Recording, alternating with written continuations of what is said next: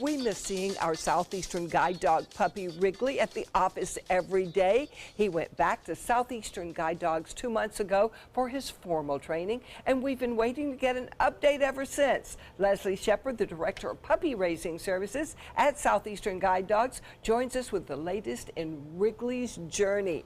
Welcome, Leslie. Hi, Linda. Oh, we can't wait to see what happens to Wrigley next. Well, Wrigley is back. He is actually back home with Stephanie and her family. When I was here last time, we talked about that the next step for him would be his medical assessments and his temperament assessments.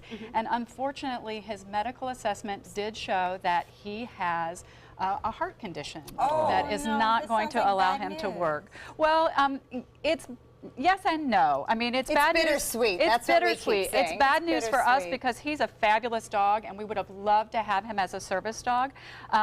But it's just not fair to him. He has 2 of his main valves in his heart are abnormally shaped. It's not serious enough to cause disease or to cause him to have to be on medication, but it does make it so that it's better for him to have a much quieter career. It's very stressful being a guide dog, I'm yes, sure. Yes, it is, and they have to be like elite Olympic athletes, and so when you have this kind of condition, it is better that you're not doing that kind of job every day.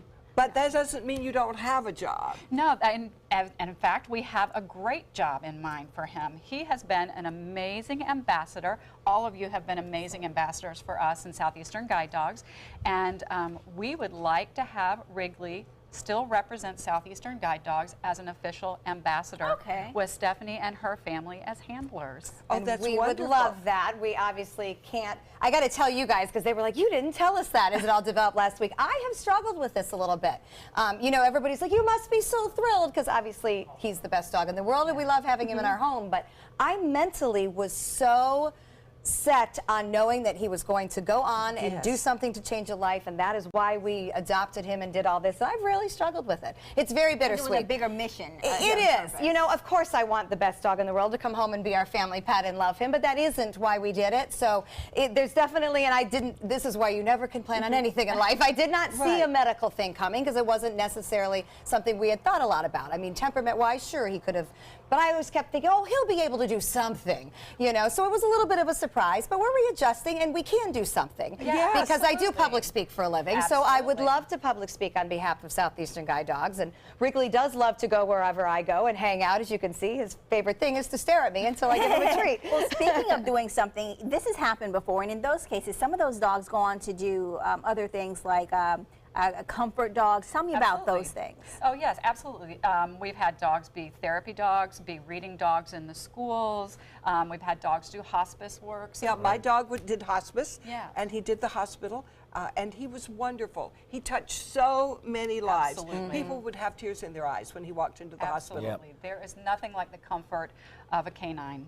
Well, and there's nothing like a dog that has been as well trained, thanks to Southeastern, as Wrigley. So to be able to take him into places where there are children, into hospice situations, into retirement centers, you know, I feel like that's just a wonderful thing that you enable these dogs to do, is to be able to go do that. And I'm certainly appreciative when a service dog comes from Southeastern, you know, medically, genetically, training-wise, every box has been checked. Because I don't think this is something you would have found in a regular dog or a house pet's dog, because it wasn't. He's asymptomatic.